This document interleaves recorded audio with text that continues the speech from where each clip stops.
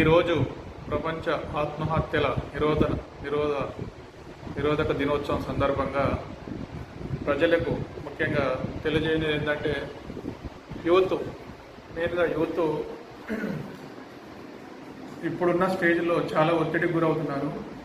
Exams pass అయినా లేదా తక్కువ మార్కులు వచ్చినా ఫెయిల్ అయినా మెంటల్ టెన్షన్ ఫ్రస్ట్రేషన్ గురై డిప్రెషన్ గురై చాలామంది యువత సూసైడ్ చేసుకోవడము, అనవసరంగా ఆ క్షణిక ఆవేశంలో సూసైడ్ చేసుకొని విలువైన జీవితాన్ని కోల్పోవడం వల్ల వాళ్ళ ఫ్యామిలీకి అటు వాళ్ళ కుటుంబానికి ఇటు అతనికి జీవితం కోల్పోవడం, ఫ్యామిలీని ఇబ్బంది నెట్టడం వల్ల ఎంత విలువను కోల్పోతున్నారో మీరు ఒకసారి ఆలోచించాలి.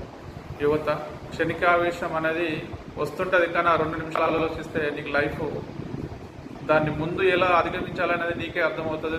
నువ్వు ప్రశ్నించుకుంటే అర్థమవుతుంది. ఫెయిల్ అనేది కామన్గా జరుగుతుంటాయి. మనిషి అందరం సక్సెస్ కావాలని అనేది ఉండదు. అందులో కొంతమంది సక్సెస్ అవుతారు, కొంతమంది ఫెయిల్ అవుతారు.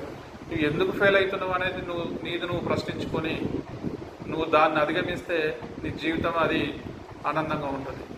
సో అప్పుడు ఆలోచించినప్పుడే బాగుంటుంది. ఆ క్షణికావేశాల్లో నువ్వు ఏదైనా చేసుకున్నావు అనుకో, ఆ ఉన్న సమయాన్ని, నీకు ముందున్న విలువైన సమయాన్ని కూడా కోల్పోతావు. నువ్వు ఉండవు, నీ ఫ్యామిలీకి ఇబ్బంది అవుతుంది, అన్ని రకాలుగా నష్టపోతారని చెప్పేసి నేను యువతకు విజ్ఞప్తి చేస్తున్నా. అదేవిధంగా రైతులు కావచ్చు, ఇంకా ఆర్థికంగా నష్టపోయిన వ్యక్తులు ఎవరైనా కావచ్చు, ఆత్మహత్యలు చేసుకోవద్దు, విలువైన జీవితాన్ని కోల్పోవద్దని చెప్పేసి మేము విజ్ఞప్తి చేస్తున్నాం. చాలామంది క్షణికావేశంలో అప్పుల పాలైనని చెప్పేసి, లేదా ఫ్యామిలీలో గొడవలేనని చెప్పేసి, ఆర్థికంగా ఇబ్బందుల పాలు ఉన్నాం, మేము ఎలా బతికితే వేస్ట్ అని చెప్పేసి, ఇలా చాలామంది భార్యాభర్తలు ఇంట్లో ఫ్యామిలీ గొడవల వల్ల భార్యాభర్తల గొడవల